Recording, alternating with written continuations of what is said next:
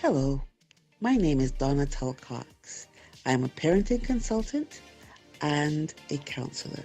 Under the best of circumstances, co-parenting is a delicate balancing act between good communication and positive mutual respect for the other parties involved, all towards the development of the child. The child is at the center of whatever they do. However, there are situations and times when this delicate balance is not honored by one or even both of the parents involved. And what happens is the focus comes off of the child and onto the individual winning a perceived competition, or maybe even a real competition between the co-parents. This does not bode well for the child at all. It creates parental alienation, where one parent or both parents vie for the affections of the child to the detriment of not only the other parent's relationship with the child, but also to the detriment of the child's proper development. Narcissism and parental alienation have a very interesting relationship. We're going to explore this in Family Fest this year.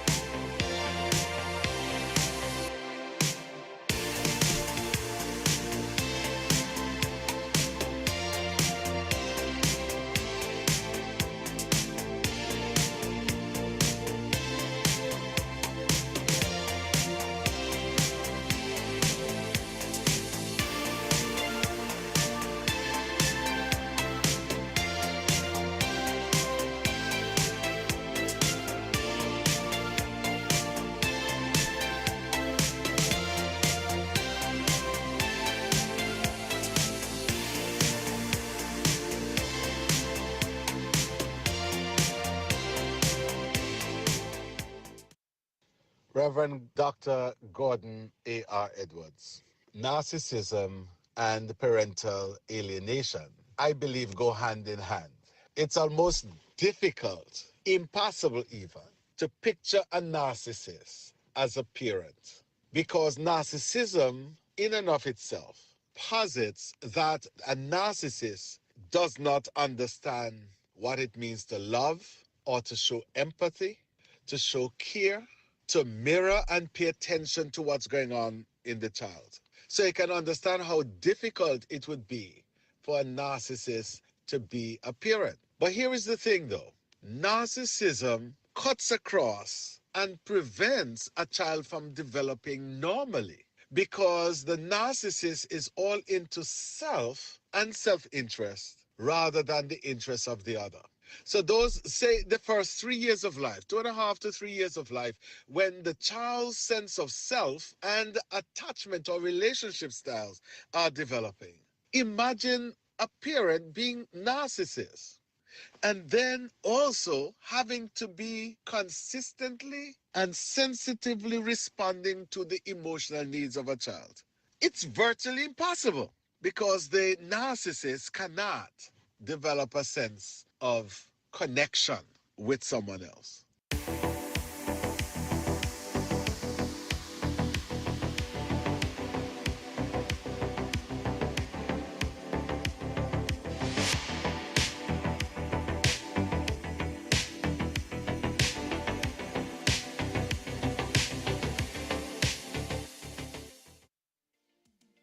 My name is Cornelius Bartlett, and I'm the founder and chairman of Family Fest Barbados. I'm also a family advocate.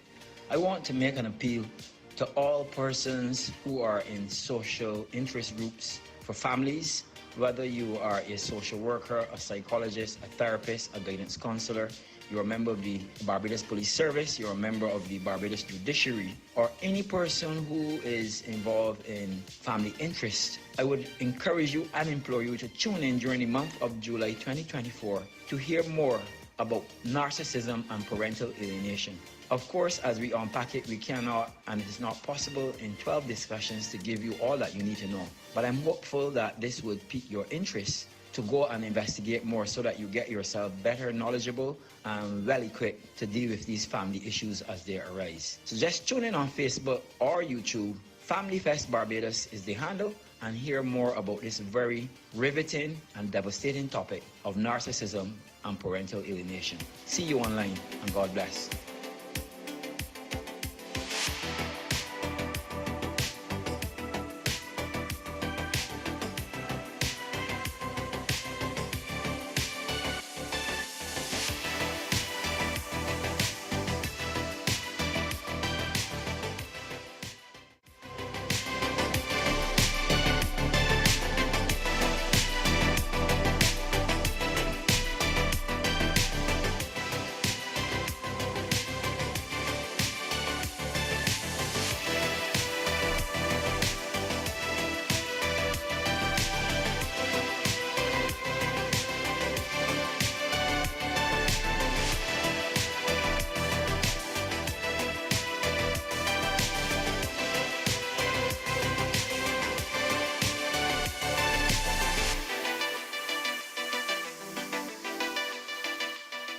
We're Family Fest, giving our best, empowering families to be the pillars of society.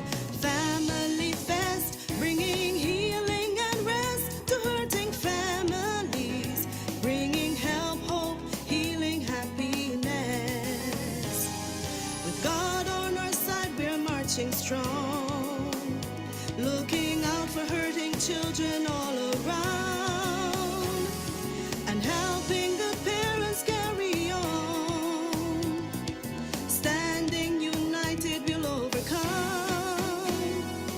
Family Fest, giving our best, empowering families to be the pillars of society.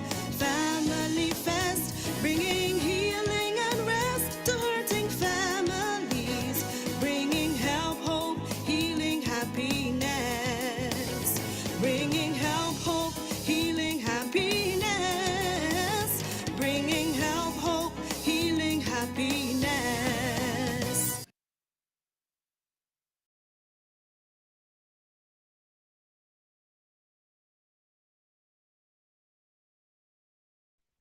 Good evening, everyone. Thank you so much for joining us on this Thursday, July 18th, as we continue the conversation, as Cornelius Bartlett said in those introductory comments, as children, as victims of parental alienation.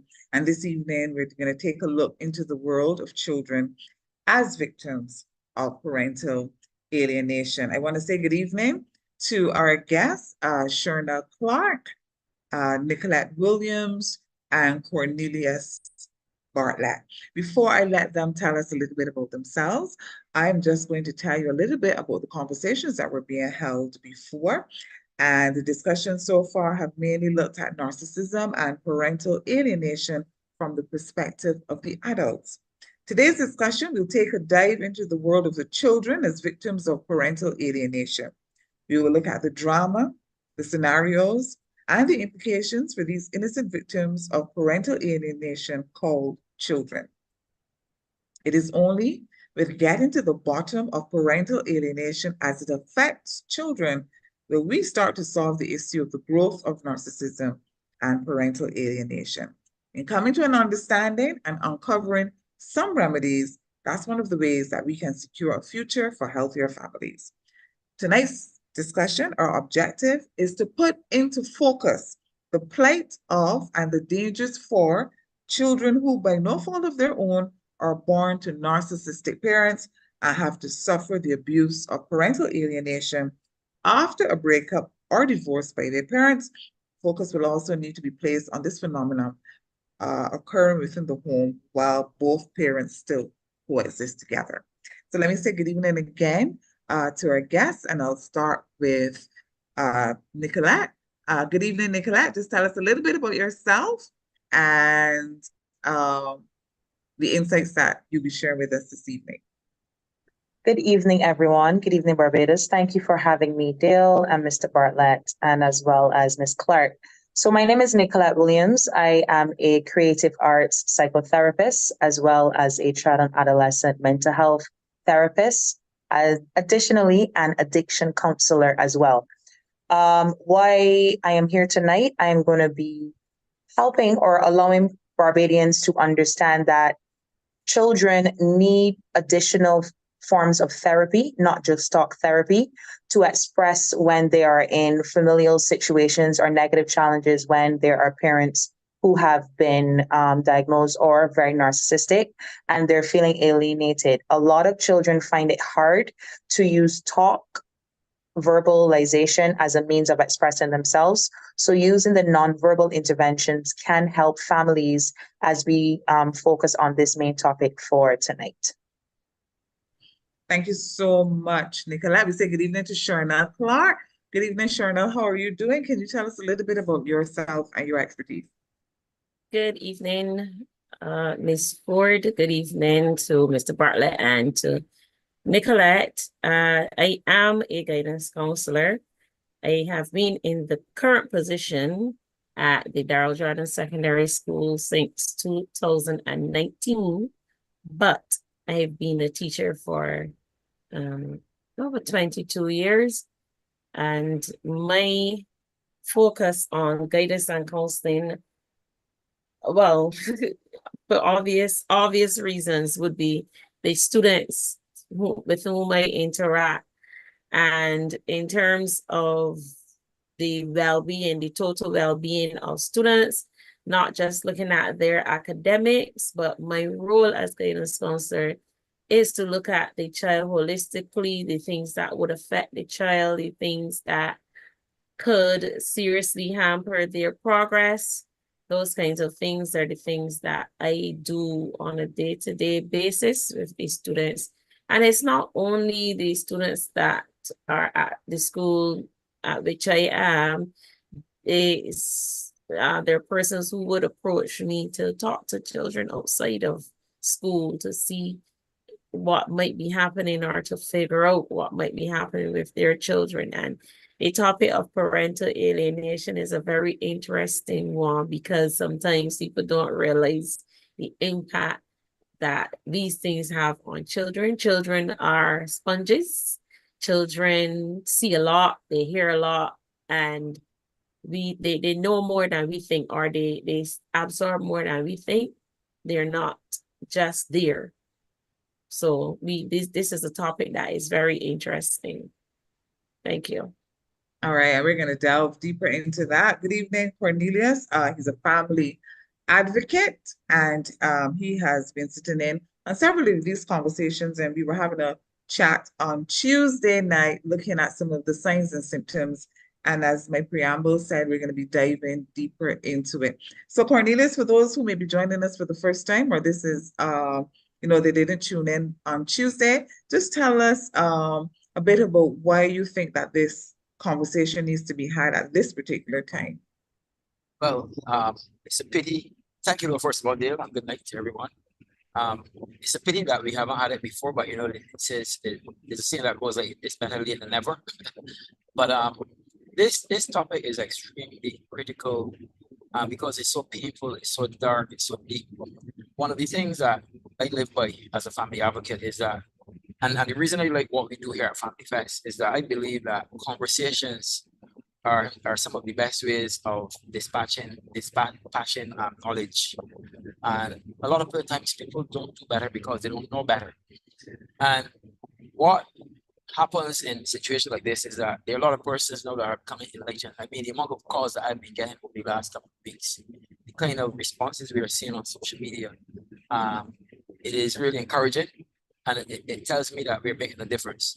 But apart from persons not doing better because of not knowing better, I really have a serious passion when it comes to children. I believe that every single voice that we have in society this back to childhood. You can map it right back to childhood. And I believe that if we can save our children now, today, we can save our future. So I'm very excited about what we're doing. I'm excited about the caliber of panelists that we're having, and that we will be having, because we've now passed the halfway mark. And I think that this is going to all augur very well for Barbados as we continue this drive and work on looking at narcissism and parental alienation. Tonight's topic, in terms of looking at it through the eyes of a child, I think this is probably, for me, the penultimate week, because the children are, I think, what's important personally for me. All right, thank you so much. Well, we're gonna start the conversation maybe have, but I want to go back to Sherna Clark. Because you spoke about the challenges and the dangers that this kind of behavior from parents would have on children. So what are some of the manifestations that you as a trained professional you would see and you would say, okay, this is something that we need to pay close attention to? And in terms of the child, we're speaking about in terms of the child, right? Okay, so we often have cases where the child siding most times with the parent that is doing the alienation, and they pick up attitudes that are very negative towards the alienated parent, in that they may be disrespectful in some way or blatantly disrespectful to the alienated parent, and they might even distance themselves. They might not have anything good to say about the parent. And sometimes you get that child that is angry, and when you ask the child, but why are you so angry, they say they don't know, or it's a case of they can't put their finger on it. But upon further investigation, and it takes asking questions rather than what happened, or rather than why are you behaving like this, but asking certain questions that are different, like how's your relationship with your father? How's your relationship with your mother? How often do you see them? How often do you spend time? And those kinds of questions usually bring the answer as to why or what happened. Because then if you ask that pointed question, you get to realize that something along those lines, something is bothering that child, and it's not that they necessarily want to behave like that, but it's a mechanism for them to kind of cope with what is happening. So they may be angry, but not angry per se at what's happening at school. They might be fighting, and it's just a matter that they're lashing out. And we see that often with the children lashing out, because we call it displaced anger, where they're angry at the alienated parent, but they'll not admit it. But you can see that there's something definitely wrong. And it usually comes out in that lashing out and that angry behavior towards persons that never really had anything to do with why they're feeling that way in the first place. So Nicolette, when do students or children at that age displaying those kinds of behavior, when they come to you, what's the first thing that you do when these children are referred to you? Good night, everyone. So the first thing that I would do as a therapist is to break the ice, even if they're children who I'm continuously seeing, or if they're children I'm seeing for the first time, I'll break the ice, because the challenge or the issue before them coming to me is very hard or rigid, is tense. So you want to be able to create a space for them in the here and now to feel safe, even before opening up all cans of worms. With that, as I said, one of my means of therapy is creative art psychotherapy. So I will use the creative modalities to break the ice, to break the walls the firewalls that the child who is experiencing parental alienation to, decompress, to feel a little lighter, to feel a little calmer, because the household itself is heavy and they're carrying that. And as some of the videos that came up before, as we started this panel discussion, the children mirror. So you will see in the body language that they're very tense. Their shoulders are uptight. Their mouth is very squeezed in, very tense. Fists are very, and they're ready to fight me. But as Chanel said, it's not about me. It's not about the teachers. It's not about the counselors. It's about what they are actually transferring into the space. So the first thing that I would do is to create some kind of creative psychotherapy intervention using movement therapy, art therapy, music therapy, and play therapy, depending on the age of the child, so that then when we're ready to talk about the challenge or the problem, it's a little bit more freer and I'm able to serve and provide them with the skills. So Sharna, based on your expertise, what are some of the methods that are used by parents? Because in our conversation on Tuesday, Dr. Edwards said that the alienation sometimes happen mostly with mothers because they tend to be the ones who have the children. Although it is not exclusive to them, men can do it as well as fathers. So what are some of the things that parents do that will be deemed behavior to alienate a child from another parent? Well, you have negative talk. They will talk negatively about the parent. Say things like they are sometimes they will say the parent is undependable, the parent is foolish, the parent doesn't care about the child, and negativity they will put in the child's space. You have some accusations that are leveled at the alienated parent where they be accused of sometimes even abuse, whether it be physical or emotional abuse.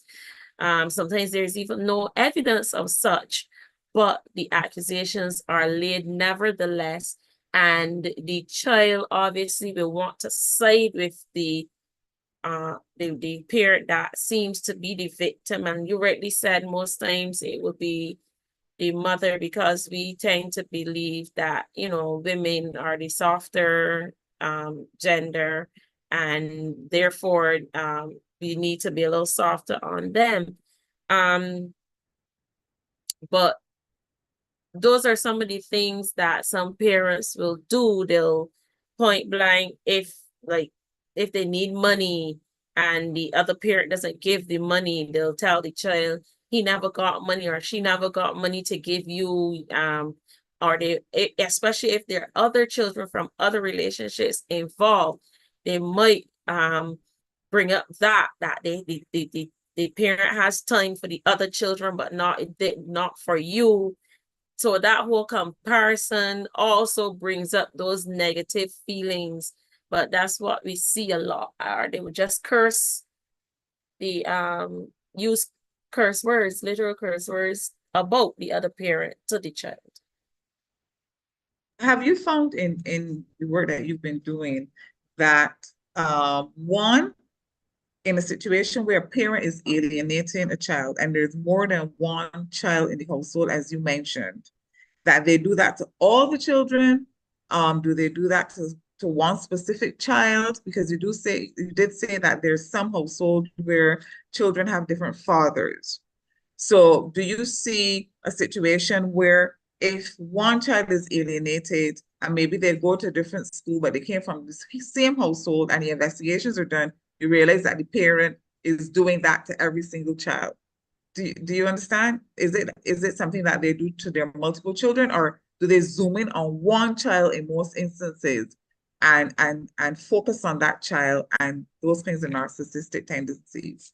It happens both ways, always, in terms of you might find that they might favor one child over the other and bringing them along over to their side.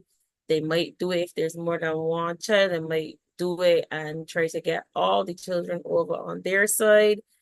So it depends on the individual, I suppose, and what they are trying to achieve or what they feel.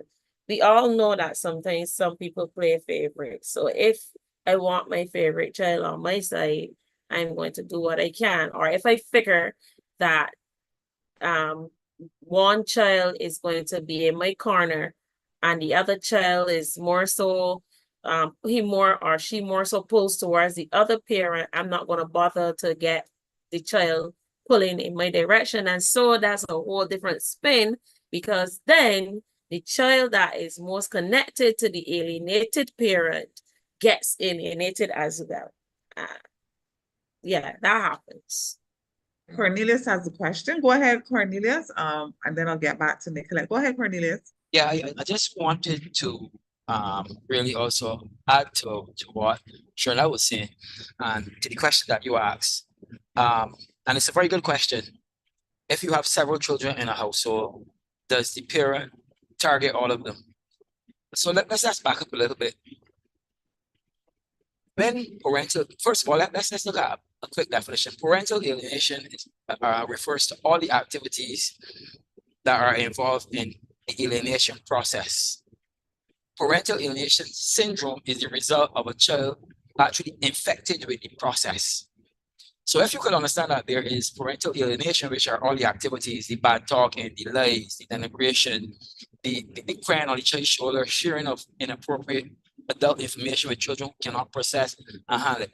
If you can appreciate that as all part of the process of parental alienation, the syndrome doesn't kick in yet. The syndrome only kicks in when the child becomes infected. All right.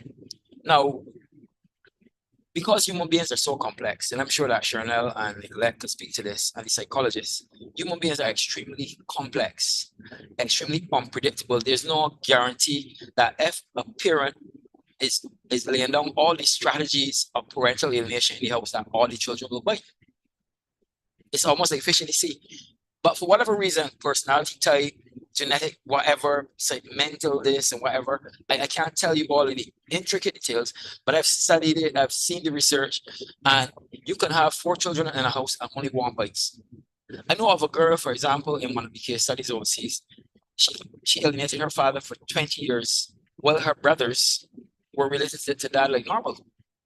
And it's only after she asked the question, why is it that you're related to dad so well, and dad did all these unfair things to mom, and mom had a protection order against him? And they challenged her. And when she went and asked her mom admitted that it was a lie, that there was never a protection order, there was never anything. The point of the matter is that parental alienation has to do with a variety of strategies and activities and behaviors displayed by a parent or another family member, or it could be a church, a cult, it could be, you see, we need to understand that parental alienation refers to a set of activities which usually comes from a parent that is doing the parental alienation, but it can come from another family member, a grandparent, an aunt that has more influence over the children. It can come from a church that is practicing ungodly practices. It could be a cult. You get what I'm saying? But the syndrome is when the child bites and starts to show the behavior of alienating that parent. So I just wanted to add that in there. Okay. Nicolette, you mentioned it, and I want to expand on it, because when the children come from the school and they refer to you, spoke about them, having balled fists and getting angry and those kinds of things. What's going on in a child's head who's had to be subjected to this kind of alienation? Well, a lot. As Cornelia said, human beings on a whole, we are very complex. So imagine a child's brain. The human brain is not developed until age 25, right? So when we're working with children who are from ages 5 to 18 years old, primary to secondary school, there's a lot of complex emotions that they're experiencing. So when they're in a household with parents who are encouraging them to alienate another parent, they're very much confused. They're very much being tossed and pulled. And when they come into the space with me, the first thing I have to do is to regulate them. Parents don't recognize that when there's parental alienation happening, that there is a major, major, major dysregulation in the child. And they need to understand and know that the brain is very, very much underdeveloped. So then they're actually doing a disservice and a harm to that child or those children in the household. And then when they come into the space, a lot of repetitive regulation, a lot of repetitive coping skills, a lot of repetitive sense of belonging and increasing and improving those self-esteems and improving their anger and all these different things has to happen repetitively. So if parental alienation is happening every single day, not just from the immediate household, but external, then imagine when they're coming to me, it's a lot. It's a whole 360. So it's to bring them back to the here and now. How are you feeling right now? As you enter this space, how are you feeling? What are you seeing around you that is making you feel a little pleasant feeling than what you are accustomed feeling? Because they're so accustomed feeling this unpleasant emotion. We want to now encourage them to feel this pleasant emotion. Maybe it can be carried back into the household so that the parental alienation can be reduced. But remember, the brain is very underdeveloped. So it also has to be targeted for family therapy as an extension to that child in therapy.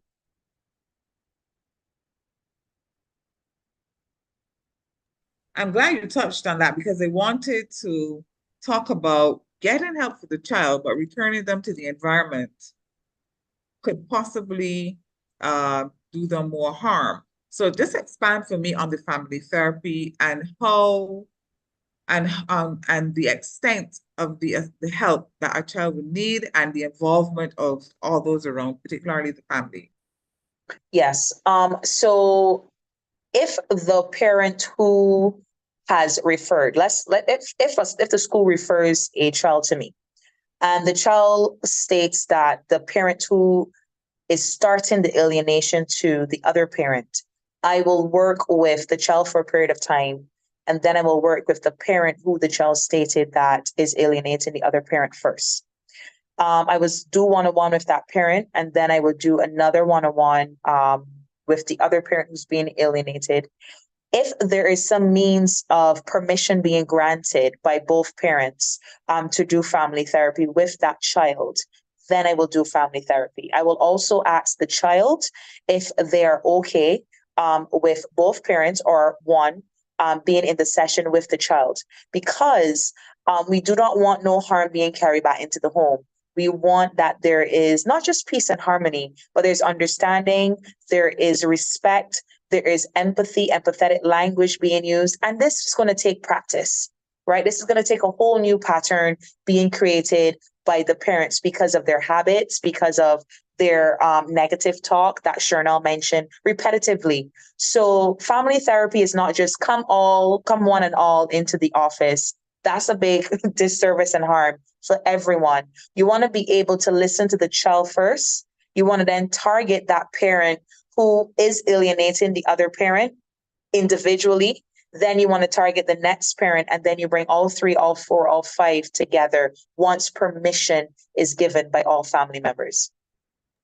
All right, Cheryl, this question is for you, and it's from one of our viewers who is on Facebook, Wayne P. Hoyt. And Nicolette mentioned it, but I just wanted to expand. He wants to know, how is the child usually referred to therapy and or counseling by the parent, a doctor, a teacher, by court order, or other third-party interventions? What is the main method of referral observed?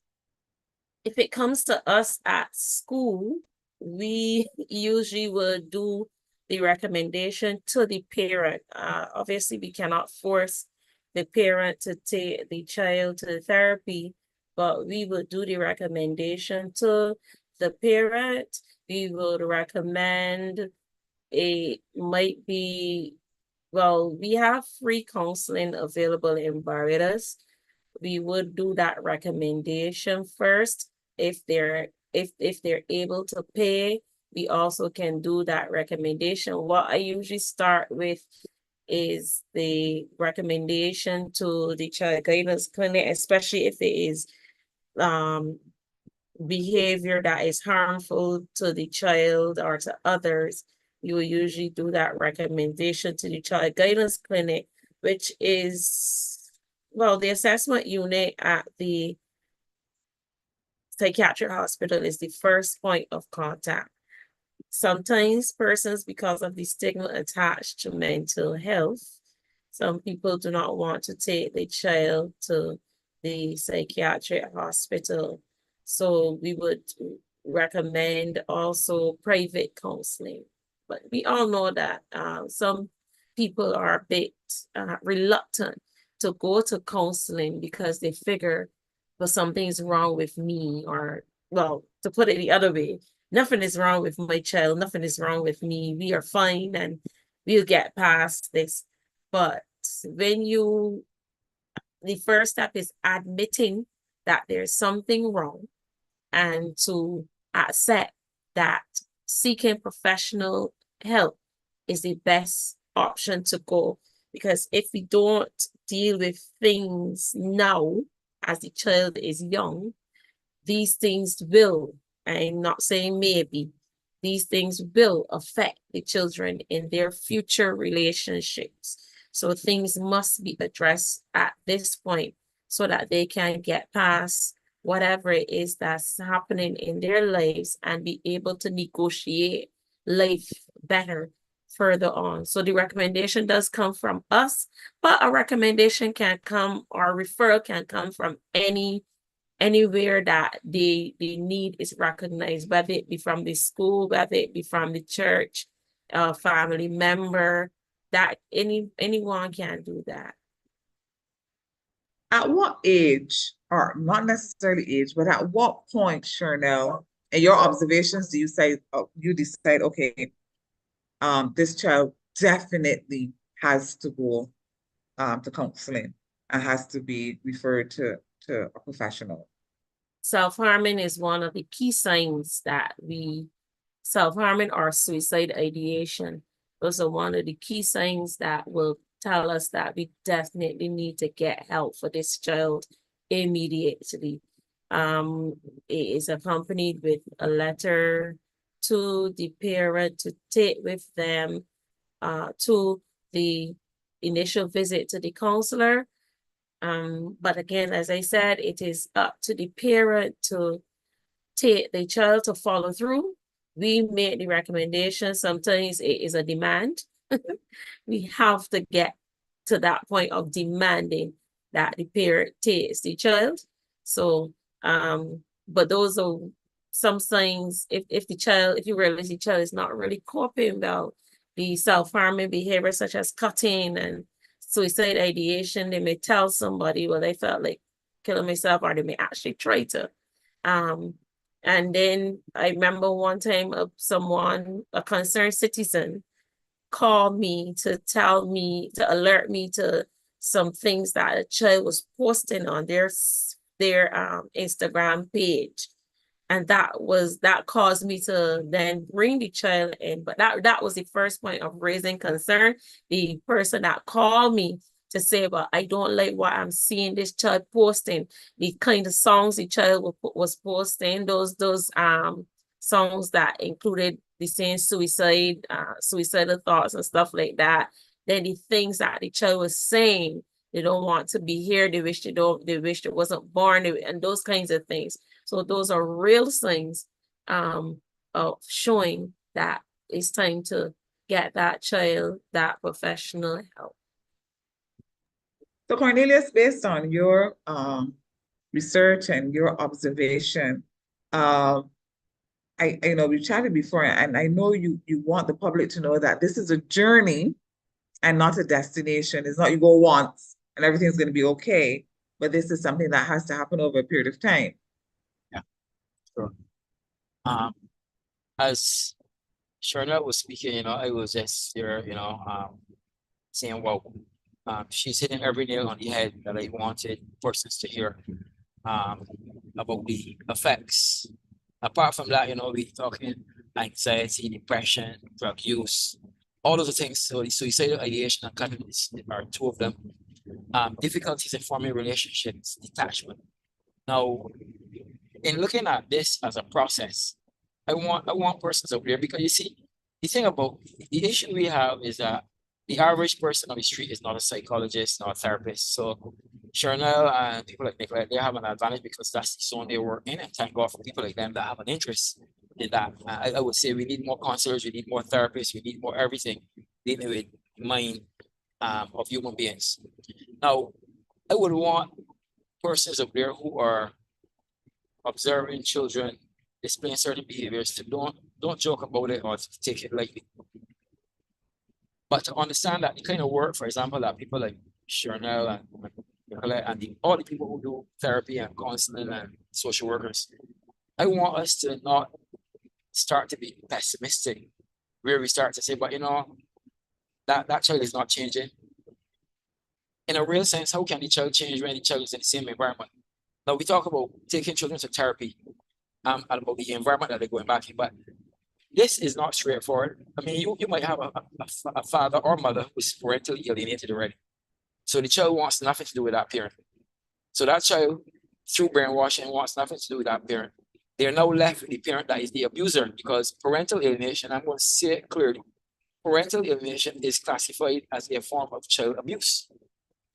It is psychological, it's mental, it's emotional abuse. And what is happening is that child doesn't have anywhere else to go unless they put them in a home. So would the child be better served in a home than with its mother or father who is the alienator? So I want us to recognize how complicated and complex this gets. This is not a one pill that can solve this problem. This is an issue that is very complex, but it calls for management. I want us to understand it's management, and it's about planting seed. When we can turn around one or two areas of degradation in a child's life, what we're doing is we're removing some destructive seeds. And if you have a destructive seed planted in a child, what kind of fruit will it produce? Every fruit that is produced is a fruit produced according to the seed that is planted from. So I want us to recognize that the earlier we have intervention with our children in this whole, I call it this demon or this monster called parental alienation, the better for our children. Nicolette, when a child comes to you with suicide ideations and cutting and these kinds of coping mechanisms, you did mention to us some of the strategies that you use, but could you go a little deeper into using the creative arts? Can you talk to us about how you would use that for a child to move itself away from that and learn to cope? Sure. Okay, so I'll speak of one of the creative modalities called art therapy. Art therapy basically is using art, visual art, drawing, sketching, to bring out the subconscious of the individual, right? Through visualization. When I'm working with someone who exhibits or shares suicidal ideation, self-harm, or anything down that line, I would use the art therapy to allow them to see it from different angles. So one of the things that we use as psychotherapists is called humanistic developmental theory. And what that basically is allowing the child to recognize that firstly, they're human. Secondly, they're in their developmental stages of life. And thirdly, as they're human and developing, there is a means of expression. And by expressing themselves, they can freely share using art as a means of saying where they are at or expressing where they're at in the here and now. So, typical example, I would ask that child to use the primary colors, red, blue, green, and yellow, for them to draw or color something of what they're feeling right now. Then we will add different colors that for them means unpleasant emotions like black, brown, gray, very neutral, dark colors. And you're going to add those dark colors to the primary colors, and what colors come out of that. Through that, I will then guide them into where I will be speaking, and they will be using the crayons or the pencil crayons to allow them to just use their fingers to sketch by my voice, allowing them to share artistically without any judgment what the image may turn out to be. And with most children, particularly who experience suicide ideations, a lot of their coloring is very hard, and they use more of the dark colors on top of the primary colors. So then from that, you will see a lot of images that look very demonic, images that are very abstract, don't really make a lot of sense. But and also images that have a lot of pockets, like a lot of holes in it. And I can't really explain it, but in words, it's really very sparse, especially for ideations. Because again, the brain has a lot of impulsive thoughts. So imagine your brain having these impulsive thoughts to do this, to do that, because there is no means of regulation or self-control, then your art piece is going to be very sporadic. It's going to be all over the place, right? And with that, once they see that image, they're able to come out of their head into the here and now and say, okay, this is what's in my head. Because in psychotherapy, we look at the root cause, right? We look at the root cause of the problem, the subconscious. We as a therapist, I don't really, and other psychotherapists, we don't look at consciously what's happening with you now, because we know what is consciously happening, and we know it's affecting you, but we want to get to the root cause of your parent alienating you, the root cause of why your parents were also alienated by their parents, right? We want to look at all of that, and how does this look through an image? And does this image make you feel good? No, it doesn't. So that means then at the house, this doesn't feel good. And then I show this to the parents, and the parents are like, oh, so this is why he's not talking. This is why he's actually holding a pen all the time, or writing really bad, like drawing a lot of things in his book, like a lot of like images and stuff like that. This is what's in his head. You know, a lot of these things that the children do, like doodling at school, if they're experiencing parental alienation or they are having suicide ideations, they bring it to therapy and we process that. So I hope that makes sense to the listeners, because it's a lot to say, but it's a great experience in healing for the child and then the parents, because a lot of people don't want to do the talking, because when you are in a household or in a space of parental alienation all the time, you are silenced.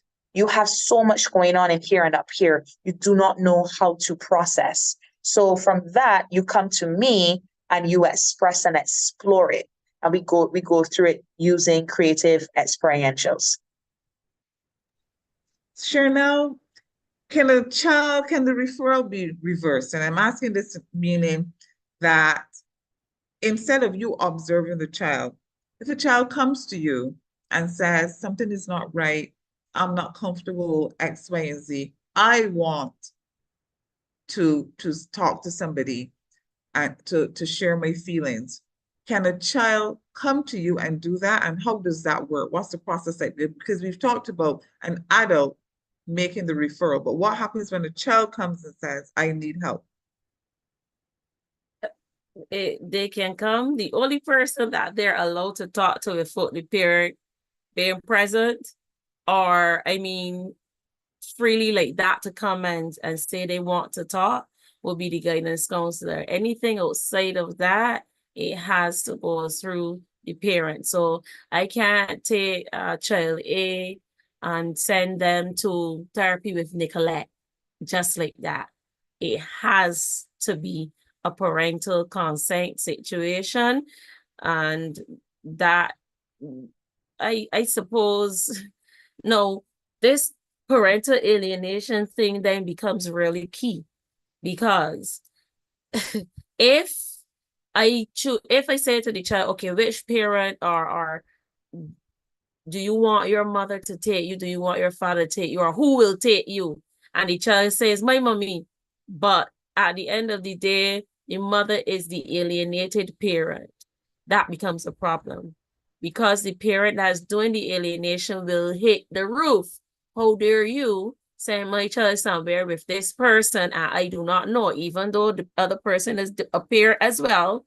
It becomes a problem, because then there's that fight as to who will take the child to get this, or in the first place, who decides that the child needs to get that extra help, right? So yes, they can come to me and they can talk to me, they can tell me anything, but outside of school, it has to be a parent involved situation. I can't just send the child outside of school to talk to a counselor without the parent consenting to it. I wouldn't want a job. What happens if the parents decide both parents or one parent decides, I don't want my child having therapy. I don't want my child talking out our home business. That has nothing to do with you. What happens in a situation like that? That's a matter between them. At the end of the day, I cannot force a parent to take the child anywhere. So that is a matter between the parents. However, in situations where we can see clearly that it is affecting the child in such a way that the child is not coping, or that you can recognize that there's some kind of abuse going on that is affecting the child immensely, then we can go and we can involve the other agencies such as the Child Care Board, maybe even the Ministry of Education, their psychologists, at the senior psychologist at the Ministry of Education. We can go ahead and do that involving those external agencies, because we can only go so far as the school, the guidance counselors and the school. But if we recognize that this child needs that type of intervention and they need it now, we can go ahead and involve the Child Care Board or the Ministry of Education for them to take whatever action that they are legally allowed to do. All right. I'm going to ask you this question, Cornelius. This is coming from our Facebook followers. Basil Leslie wants to know if this kind of parental alienation with narcissistic tendencies is new, or was it always around but known by another name?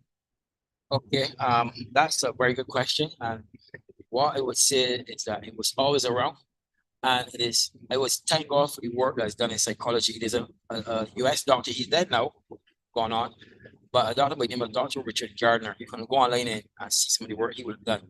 He actually coined the term parental alienation in 1985. He was actually a child psychologist.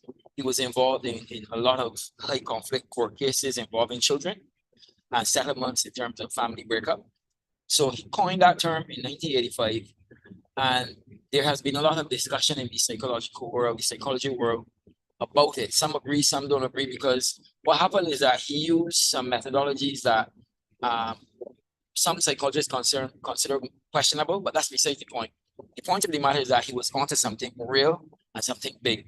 And now in 2024, between 85 and now, we have come full circle where I would say the majority of reputable psychologists and persons who are involved in real scientific research, they acknowledge that the actual phenomena referred to as parental alienation is actually a fact. And it is, I heard at one seminar that I viewed, the presenter was very fair. He said, look, if we can observe this phenomena occurring, why are we arguing about the name and whether or not it is real or not, when we know for a fact that these particular traits that we are seeing are actually facts. So the truth of the matter is that prior to 1985, women who got children were bad talking men. Some men who got children were bad talking women, and both men and women. In Barbados, we have more women doing it, obviously because children, and most parts of the world, women get children. But I know of cases where fathers got a daughter, for example. In one case I'm thinking of, where the father actually had this girl so alienated from her mother, thinking that her mother didn't love her mother was the enemy, that this girl ended up participating, listen carefully, participating in her mother's murder. That is like an extreme example of how dangerous and deep and dark parental alienation could be. So the question is as to whether it is a new thing. It is not new. It's just that it was not known by that name. It was not known by any name. All you knew is that you were married to someone, or you broke up, you divorced them, and all of a sudden you notice that your children who you once had, nobody said, you once must have had a good, loving relationship. Because there are some parents that are alienated because they're abusive, because they're ill-treating the children, they're neglecting the children, they're not available. But parental alienation has to qualify only as alienation if the parent is a parent who had a great, loving, well-rounded, well-adjusted relationship with that child before. Bearing in mind that no parent is perfect, so even the healthy parent children are very unreasonable when they get ready. They will always want what they want their way. So having to ground your children or to institute levels of punishment is not good reason for alienation. Alienation is something that is unjustified. It does not match, the extremity of it does not match anything about that parent in question that is targeted. So yes, it was around for many, many years, but only termed and titled in 1985.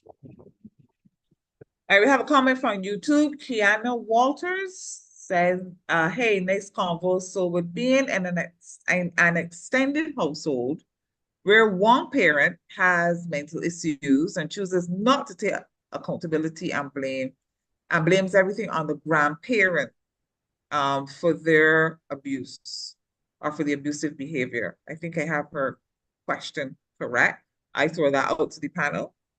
Maybe I'll volunteer you, Nicolette. Can you ask it one more time, Dale, please?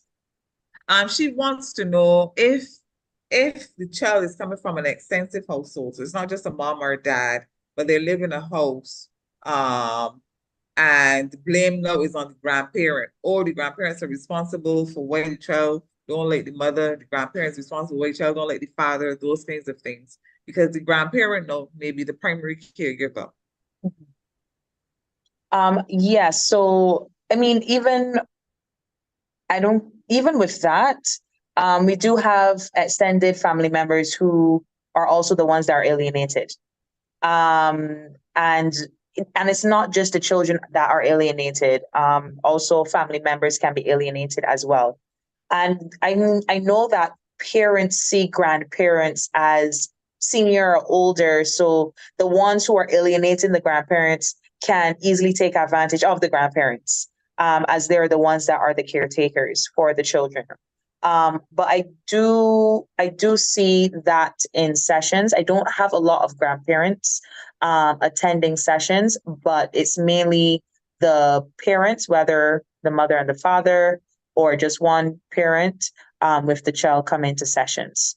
So it can be extended to the grandparents as well.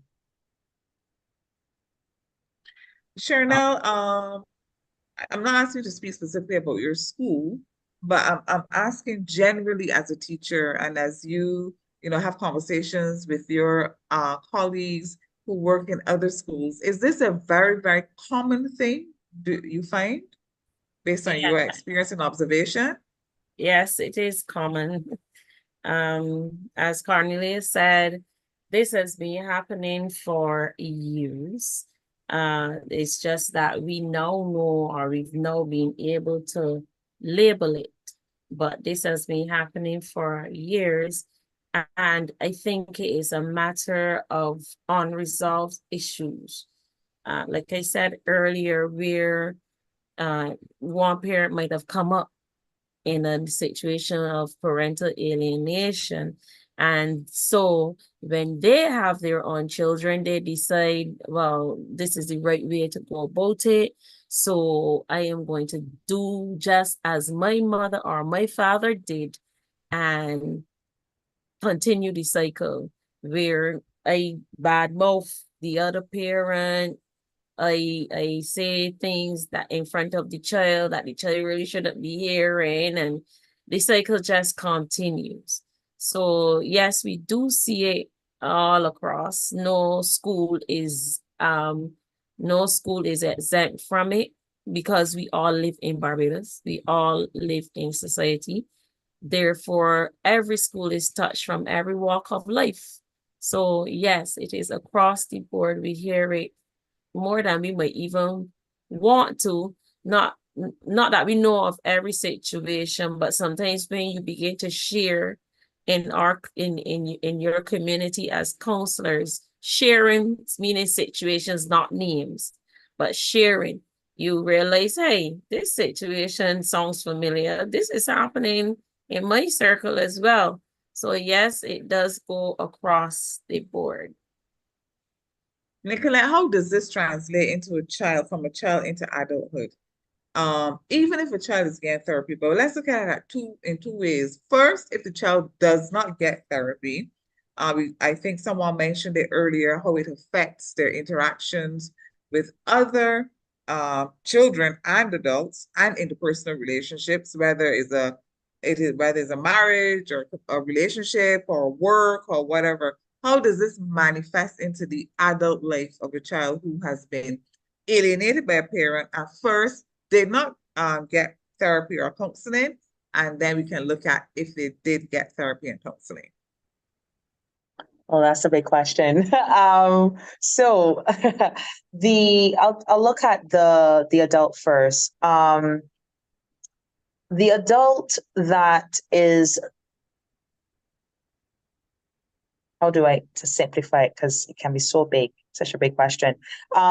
So I'll look at the latter part. So the child the person who is getting the adult who's getting the therapy. Let's look at that first.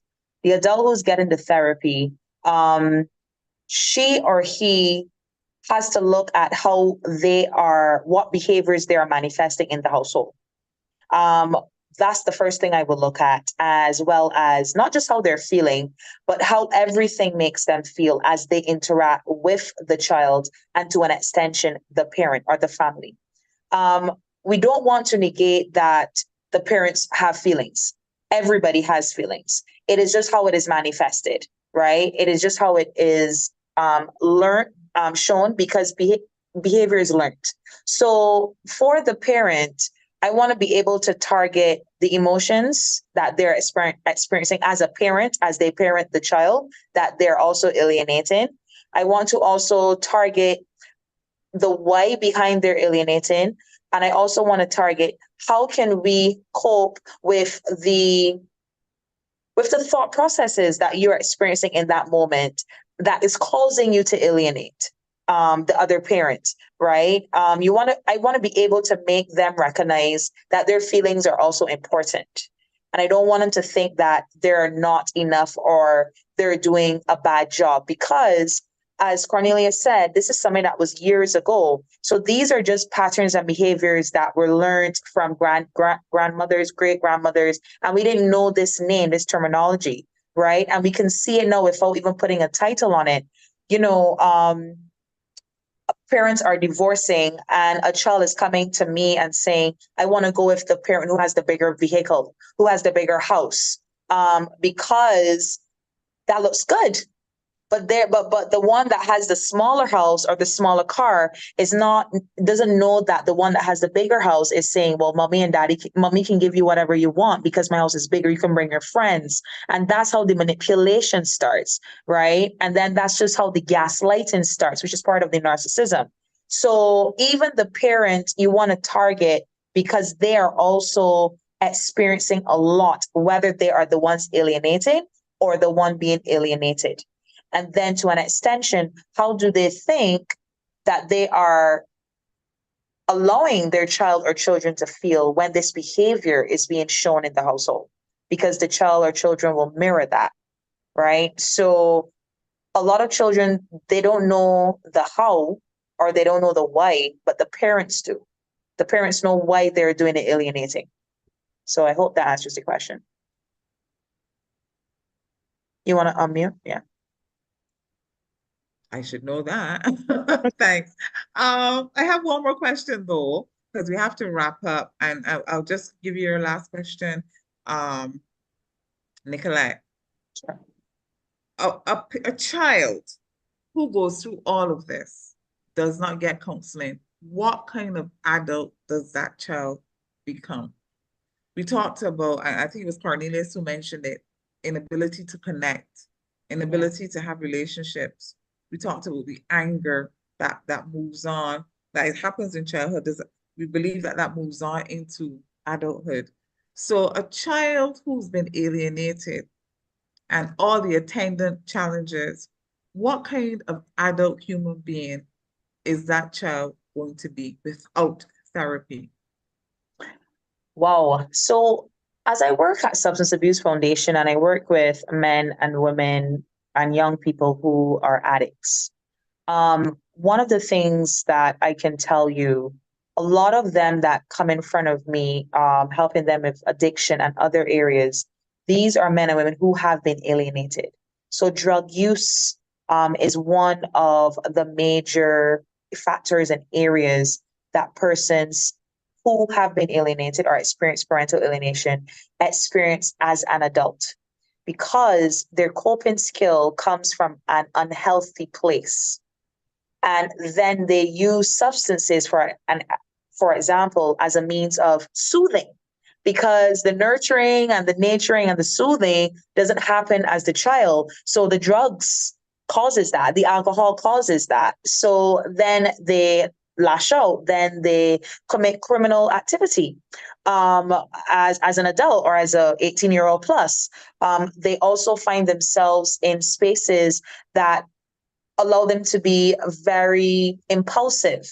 And by impulsive, not just lending to criminal activity, but lending to erotic or erratic behavior out in public and even in private spaces.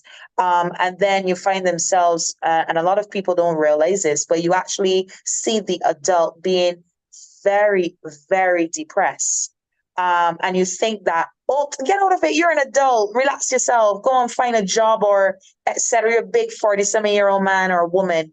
And really and truly, that person doesn't even know how to basically communicate with people, say hi. And then all of these other areas of neurodivergence, like bipolar and schizophrenia, and all these different things, severe anxiety and depression, kicks in because it's not targeted or recognized, because both parents are attacking, or one is alienating another, and they're forgetting the child is seeing all of this, feeling all of this, and don't know what to do with it. So yeah. Charnel, I want to tell me one feel-good story that, a good outcome from a child being observed or situation developing, and a child was able to get help, and how that child was able to, for all intents and purposes, be saved.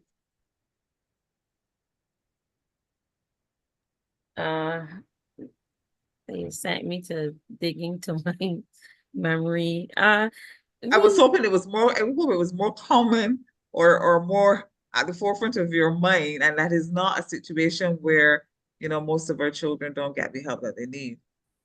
When we're dealing with adults, it is a very funny situation, because we can do what we can to help the children, but the adults pose the biggest problem, because, like I said earlier, they think nothing is wrong, or they refuse to admit that they need that help. And that is where the problem will come. So, but in talking sometimes to some parents or to the child, and then involving the parent in terms of getting the help for them, we do see sometimes where the child begins to cope a little better at school. They're more involved. You see that the academics come, they pull up themselves in the academics, right? So sometimes you will have those kinds of situations where the child then starts to improve, and you don't see them getting into a lot of trouble anymore.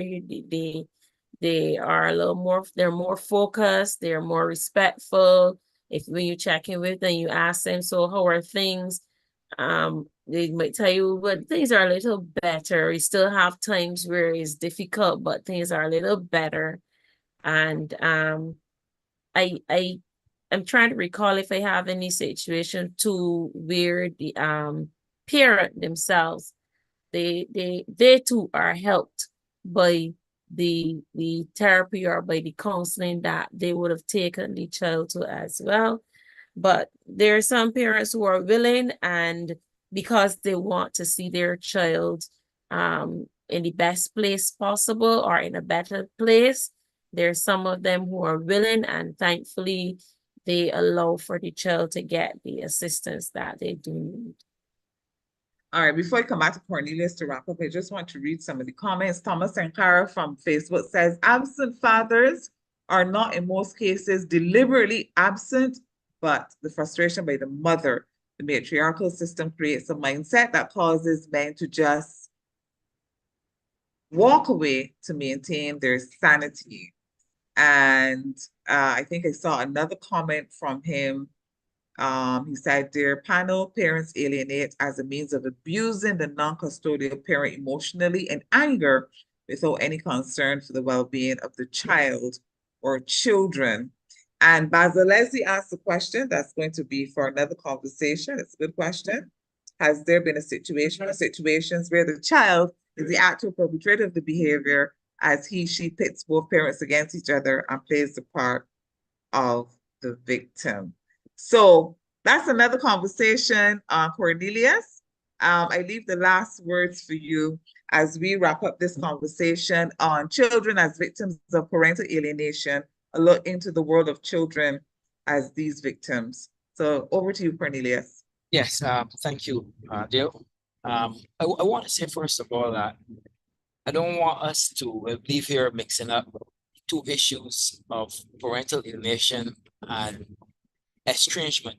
Because I heard in the questions that some of the listeners were asking, I think that you could easily mix it if you haven't seen the research and look at the definitions.